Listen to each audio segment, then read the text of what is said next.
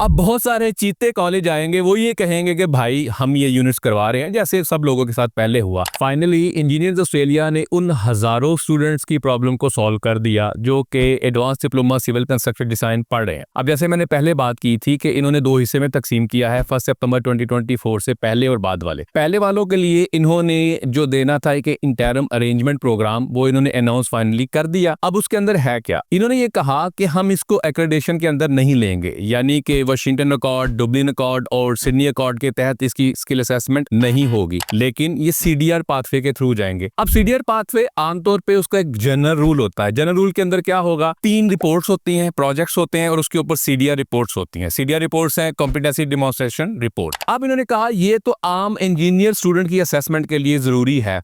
अब इस कोर्स के लिए स्पेसिफिकली उन्होंने एडिशन के लिए ये कहा कि भाई 2 ऐसे करियर एपिसोड्स होने चाहिए जिसके अंदर आपकी प्लेसमेंट यानी प्रोफेशनल प्रैक्टिस के अंदर आपने काम किया हो और वो प्लेसमेंट आपने बाद में दिखानी है, वो रिपोर्ट भी सबमिट करनी है आपने क्या क्या काम किया। दूसरा, इन्होंने ये कहा कि एक मेजर इंजीनियरिंग प्रोजेक्ट हो जिसका नाम कैप्स्टोन, ये उन्होंने कैप्स्टोन टेस्ट के तहत रखना है, यानी ये कॉलेज या प्रोवाइडर यूनिट पढ़ाएगा, उसके अंदर जो रूब्रिक असेसमेंट है, यानी उन्होंने कैसे कैसे असेस किया, वो रिपोर्ट भी इसके अंदर आपने सबमिट करनी है। तीसरा, जो आरपीएल है, अगर आपने रिकॉग्निशन ऑफ प्रायर लर्निंग के तहत आपने कोई क्रेडिट ट्रांसफर लिया है तो आपको वो भी बताना होगा जो जिस यूनिट का क्रेडिट ट्रांसफर लिया है वो असल में आया कहां से। तो भाई बड़ी सिंपल सी बात ये है कि जो जनरल रूल है सीडीआर वाला, उसके ऊपर ये 3 एडिशनल रिक्वायरमेंट भी आप पूरी करेंगे तभी आपकी स्किल असेसमेंट होगी। अब जो कॉलेज या जो भी प्रोवाइडर इसको करवाएगा उसके लिए लाजिम ये है